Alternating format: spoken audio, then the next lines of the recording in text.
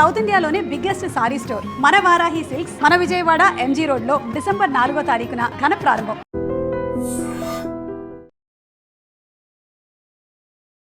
Hello viewers, welcome to iDream media. Vizianagaram జిల్లా కేంద్రంలో విషాదం చోటు చేసుకుంది. పెళ్లి బాజాలు మోగాల్సిన ఇంట చావు డప్పులతో శవంగా వెళ్తున్నాడు. విజయనగరం జిల్లా కేంద్రానికి చెందినటువంటి దాసన్నపేట ఏరియాలో నివాసం ఉంటున్న వీరేంద్ర. 25 సంవత్సరాల వయసు గల వీరేంద్ర ఒక ప్రైవేట్ షాపింగ్ మాల్లో క్యాషియర్ గా విధులు నిర్వహిస్తున్నాడు. ఒక అమ్మాయిని లవ్ చేసి ఇంట్లో వాళ్ళని కూడా ఇటువైపు బంధువుల్ని అటువైపు బంధువుల్ని కూడా ఒప్పించాడు. అంతా బానే ఉంది. పెళ్లి చేస్తామని 2 కుటుంబాలు కూడా హామీ ఇచ్చాయి. మంచి రోజులు లేవు కాబట్టి, మూడ ఉంది కాబట్టి మంచి రోజులు వచ్చిన తర్వాత మాఘమాసంలో లగ్గం షురూ చేసుకుందామంటూ అటు పెద్దలు ఇటు పెద్దలు కూడా నిర్ణయించారు.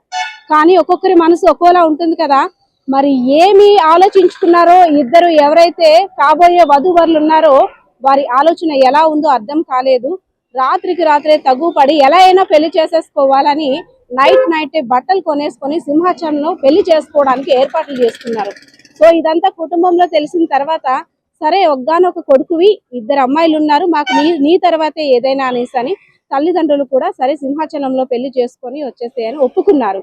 ఇంత ఒప్పుకున్నప్పటికీ మరి ఏమైందో ఏమో తెలియదు.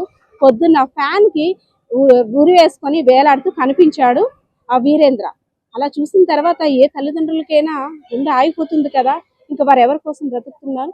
అసలు ఈ సంఘటన చూసిన తర్వాత అసలు ఏం తెలుసుకోవాలి అంటే, పిల్లలు ప్రేమించి పెళ్లి చేసుకుంటామని తల్లిదండ్రులకి చెప్పిన తర్వాత తల్లిదండ్రులు ఒప్పుకున్నప్పటికి కూడా ఇంత దారుణానికి వీరేంద్ర చేశాడంటే అసలు ఎలా మనం చూడాలి? ఇంత దారుణం చేసిన తర్వాత బిక్కు అనుకుంటున్న కుటుంబ సభ్యులకి దిక్కెవరు? 2 చెల్లెళ్ళు అన్న కోసం ఎదురు చూస్తున్నారు. మంచాన ఉన్న తండ్రి, నా కొడుకు నాకు తలకరువు పెట్టాలి, అలాంటిది ఇప్పుడు నేను పెట్టవలసి వస్తుంది, నా చెయ్యి కూడా లేవదు తలకరువు పెట్టడానికి, నా కన్నీరు తుడవడానికి నా చెయ్యి కూడా సహకరించదంటూ ఆ తండ్రి అక్కడ కొడుకు కోసం కడుకున్న పాడను ఎలా చూడాలో అయోమయ పరిస్థితిలో కూర్చొని ఆలోచిస్తున్నాడు. ఆ తల్లి, కొడుకాని ఎవరిని పిలాలి? పెళ్లి కొడుకుగా చూస్తాను, పెళ్లి బట్టలు చూపించావు, అన్ని బాగున్నాయి, సరే కోడలతో వస్తావు అనుకున్నాను. కానీ ఇలాగా మృతదేహం పోస్ట్ మార్టం రూమ్ నుండి వస్తుంది. నా కొడుకుని ఇలా చూడాలా, నా కొడుకుని ఇలా సాగనంపాలా, పళ్ళకి ఇలా ఊరేగిస్తారు అనుకున్నాను, కానీ పాడి మీద ఊరేగిస్తున్నారు. నా లాంటి కష్టం ఏ తల్లికి రాకూడదంటూ తల్లి లబోదిబోమంటున్న పరిస్థితి. అసలు ఏమైందో కూడా వారి మాటల్లో విన్నాం. మనం చెప్పుకున్నాము ఇప్పటి వరకు స్టోరీ వీరేంద్ర గురించి. ఒక తండ్రి కొడుకు పెళ్లి కోసం బాధ్యతగా పెద్దగా నించొని కొడుకు పెళ్లి హడావిడి వేడుకలన్నీ కూడా తన చేతుల మీద జరిపించడానికి ఆ తండ్రి కష్టం అంతా ఇంత కాదు, ఆ ఆనందం కూడా వేరు.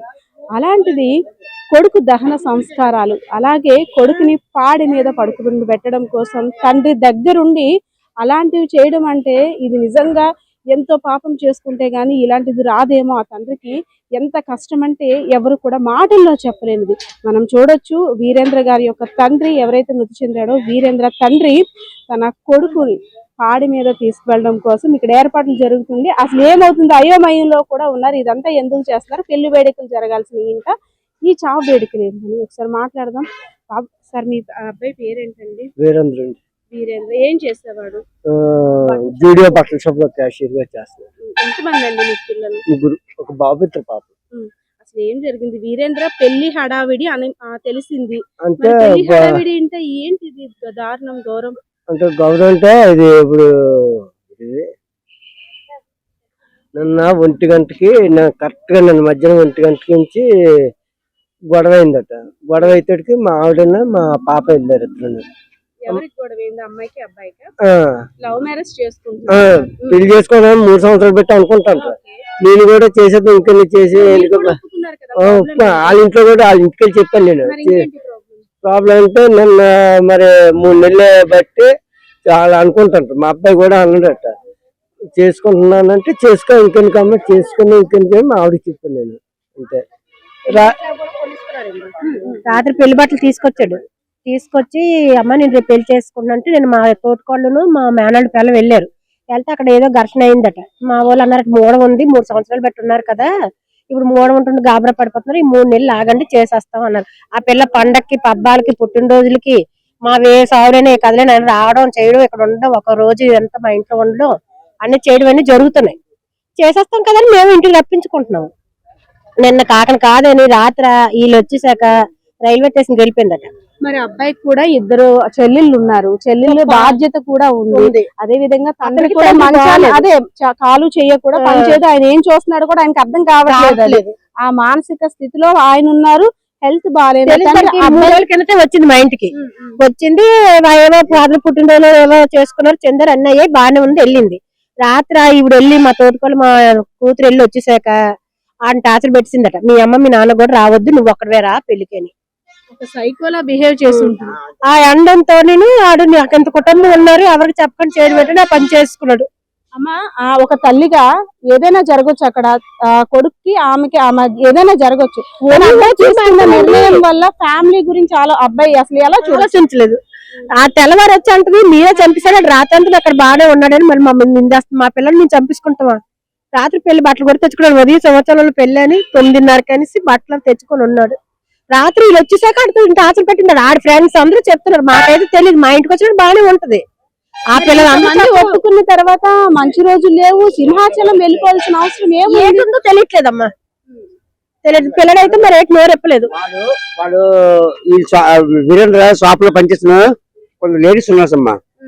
వాళ్ళు వచ్చి పాప డెడ్ బాడీ దగ్గర ఉండి, అయ్యా ఇంత మెత్త మనిషి ఇలాగ అయిపోవడం పెట్టింది, వాళ్ళందరూ చాలా బాధపడ్డారమ్మా. బాధపడిన తర్వాత కన్నీళ్ళు పెట్టుకుని ఏడ్చారమ్మా అమ్మాయిలు అందరూ.